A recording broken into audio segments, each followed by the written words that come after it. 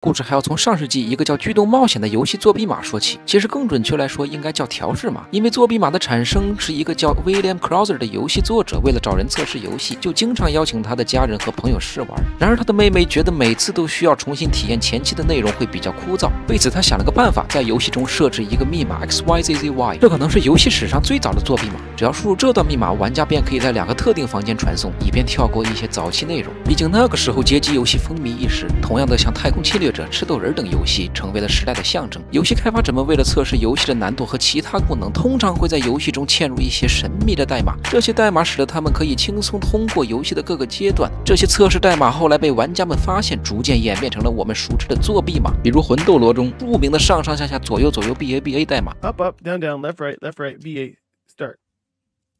I think I did it. Yeah, rest 30. Let's go. We did it. We did it.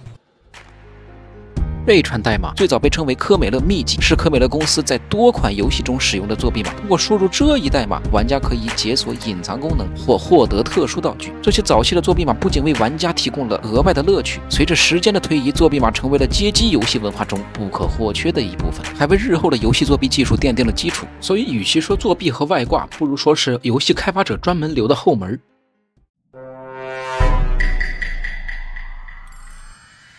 进入到90年代末和2000年代初 ，PC 端视频游戏迅速崛起，带来了更为复杂和多样化的游戏体验。与此同时，作弊码在视频游戏中也变得更加广泛和知名。《侠盗猎车手：罪恶都市》便是这一时期的代表作之一。比如输入 Aspirin 即可回复满生命值，以及最经典的童年名场面，输入 PANZER Panzer 即可召唤坦克。同样的，还有《帝国时代2》。在游戏中，玩家除了输入作弊码可以获取黄金、木材和食物外，甚至可以直接输入 How do you turn this on 来召唤带有榴弹炮的眼镜蛇车，然后直接大杀四方，屠城屠村。想象一下，突然有一辆现代跑车乱入到古代是多么的抽象。除了提供便利，作弊码也让玩家能够以全新的方式探索游戏世界。这种视频游戏的作弊码后来影响了众多 PC 游戏的设计和开发。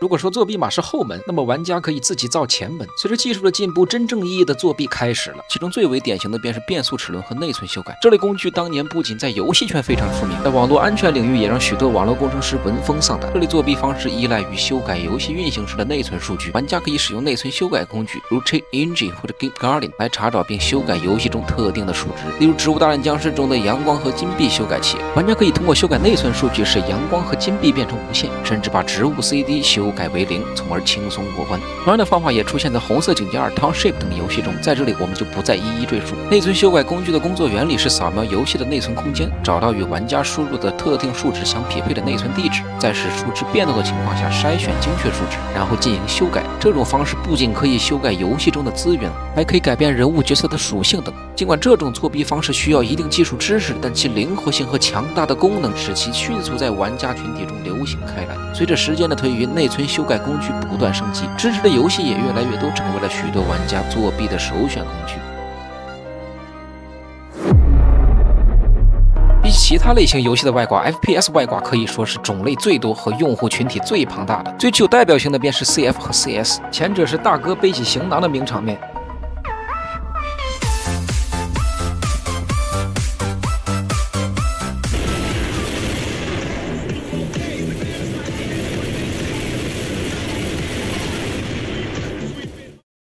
后者 CS 则有大陀螺、小陀螺，甚至还有一种群体叫做 HVH， 也就是外挂和外挂对打，有时候两。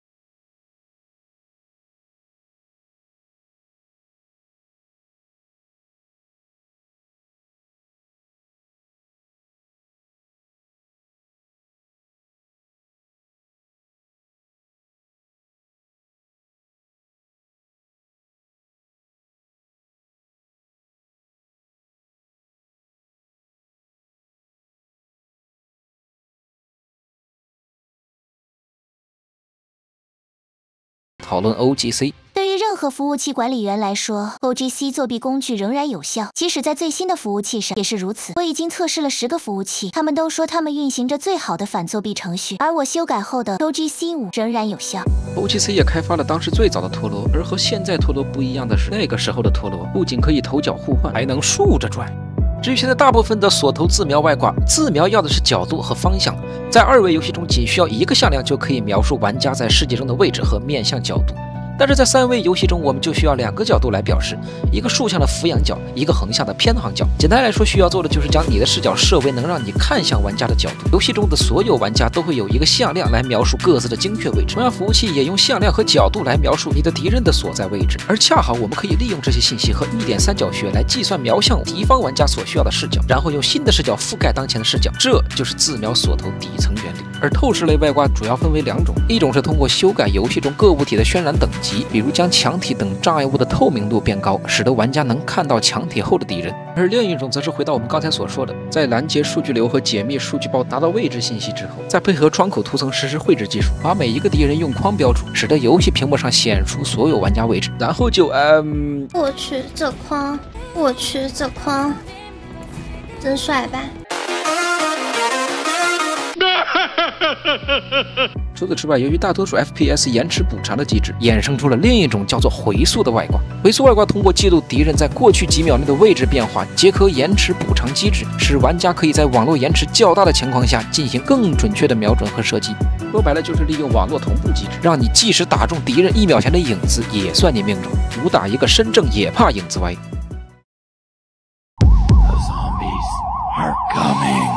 前几种我们提到的作弊方式都有相对应的反作弊措施，例如针对内存修改可以进行内存地址偏移混淆，数据加密和模糊处理，还可以加入陷阱数据。对于 FPS 注入类作弊软件，则可以使用内存保护和自校验客户端完整性，以及反调试手段。多年来，全球各大优秀反作弊系统百家争鸣。客观来讲，作弊与反作弊双方就像网络安全的攻防一样，在互相博弈的过程中不断互相进化，两边打得有来有回。换句话说，道高一尺，魔高一丈。然而一切的一切都因 DMA 的到来而打破平衡。就像一颗核弹和传统常规炸弹说，这个时代不属于你。Direct Memory Access 通过直接访问计算机的内存，从而获取游戏的敏感数据，而这些数据在传输的过程中绕过了操作系统的监控，这就意味着即使游戏本身和操作系统都有着强大的安全防护机制， DMA 作弊工具依然可以在硬件层面直接读取并修改内存数据。例如，一个典型的 DMA 作弊工具可以通过外部硬件，比如 PCIe 卡，读取游戏内存中的玩家数据，然后将这些数据传送到外部设备。它可以是另一台实体机，也可以是一台虚拟机来进行处理和显示。这样作弊者可以在不触及游戏和操作系统任何安全机制的情况下，实时获取游戏的关键数据。由于 DMA 直接在硬件层面操作，传统的反作弊手段如内存扫描、进程监控等对它几乎无效。更为复杂的是 ，DMA 作弊完全无痕，不会在操作系统和游戏进程中留下任何可疑的迹象。甚至有一些高级的 DMA 工具还可以通过物